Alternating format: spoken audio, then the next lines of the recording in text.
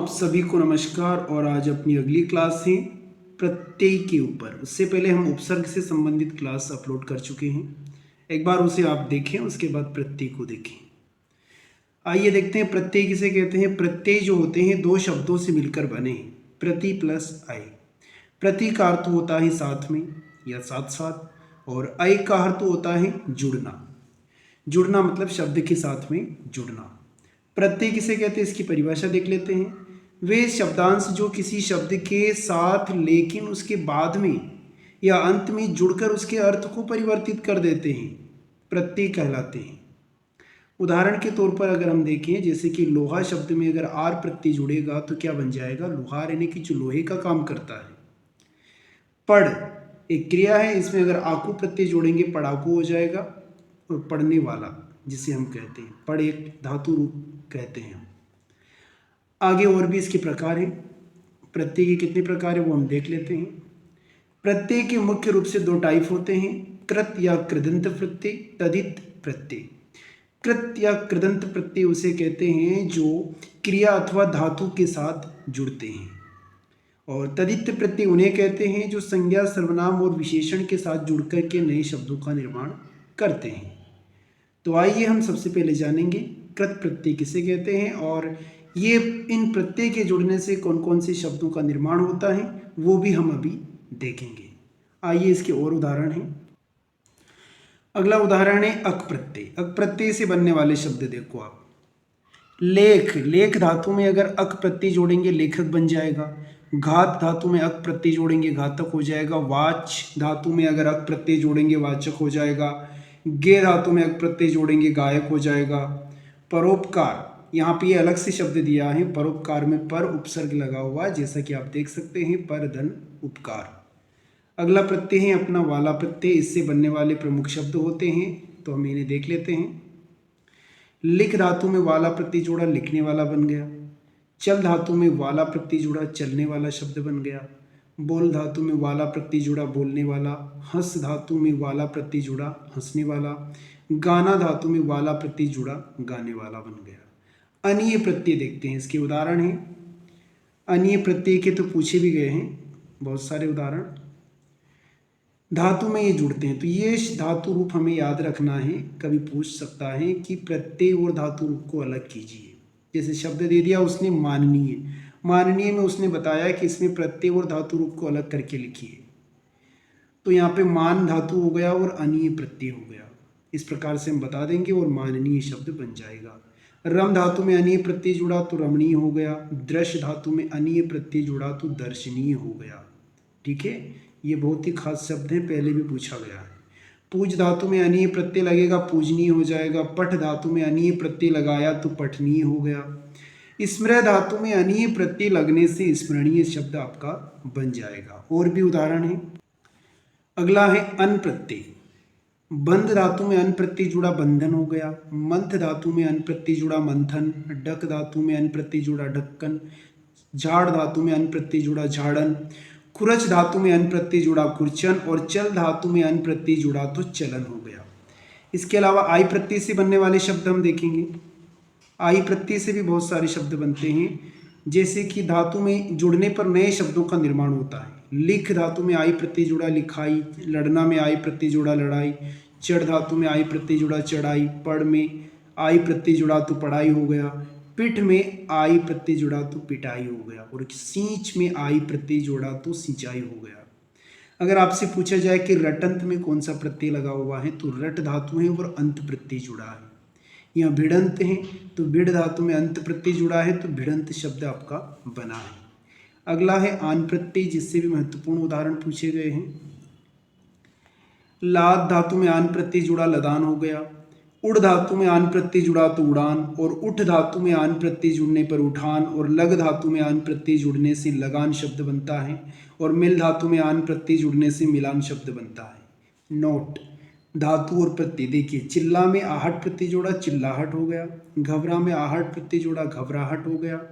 इस प्रकार से और भी शब्द आपके बन सकते हैं। इसके अलावा और उदाहरण हैं। ओति प्रत्यय से बनने वाले शब्द। मान मूल धातु है, ओति प्रत्यय लगाएंगे मनोती हो जाएगा। चुन धातु में ओती प्रत्यय लगाया तो चुनौती हो गया। काट धातु में ओती प्रत्यय लगाने से कटौती हो गया। इसी प्रकार ता प्रत्यय से बनने वाले शब्द देखिए, ये क्रिया के साथ जुड़ा है। बह में ता प्रत्यय लगाया बहता, भर में ता प्रत्यय लगाया भरता, चल में ता प्रत्यय लगाया चलता, झगड़ा में ता प्रत्यय लगाया झगड़ता। इसके और भी उदाहरण हैं। पढ़ में ता प्रत्यय लगाया पढ़ता और लिख में ता प्रत्यय लगाया तो लिखता शब्द आपका बन गया। इसके अलावा सेकंड प्रकार हम देखते हैं, दूसरा इसी में प्रत्यय के अंतर्गत दूसरा प्रकार जो आपको पूछा जाता है, ये दिया है आपको तदित प्रत्यय। तदित प्रत्यय किसे कहते हैं? जैसा कि मैंने अभी पहले भी बताया आपको, ऐसे प्रत्यय जो संज्ञा सर्वनाम और विशेषण शब्दों के साथ जुड़ते हैं वे तदित प्रत्यय कहलाते हैं। जैसे कि आप देखिए, आर शब्द से प्रत्यय से बनने वाले शब्द, ये मूल शब्द के साथ जुड़ते हैं। गांव एक मूल शब्द है, गांव शब्द एक संज्ञा भी है, इसमें आर प्रत्यय जोड़ा गंवार हो गया। सोना में आर प्रत्यय जोड़ा सुनार हो गया। लोहा में आर प्रत्यय जोड़ा तो लोहार हो गया। आगे इया प्रत्यय से बनने वाले शब्द हैं, तो यहां पर देखो आड़त, आड़त मूल शब्द में इया प्रत्यय जोड़ा आड़तिया हो गया। छल में इया प्रत्यय जोड़ा छलिया हो गया। मुख में इया प्रत्यय जोड़ा तो मुखिया हो गया। और मजाक में इया प्रत्यय जोड़ा तो मजाकिया हो गया। आपको ये मूल शब्द याद होना चाहिए, कभी वो मूल शब्द अलग करने के लिए आपसे पूछे तो आप बता सकें। और भी उदाहरण है, ईमा प्रत्यय से बनने वाले शब्द, पूर्ण, पूर्ण मूल शब्द है, इसमें ईमा प्रत्यय लगाया पूर्णिमा हो गया। गुरु में ईमा प्रत्यय लगाया गरिमा हो गया। मधुर में ईमा प्रत्यय लगने से मधुरिमा। लाल में ईमा प्रत्यय लगने से लालिमा। इसी प्रकार अरुण में ईमा प्रत्यय लगाया तो अरुणिमा हो गया। और हरित में ईमा प्रत्यय लगाने से हरितिमा हो गया।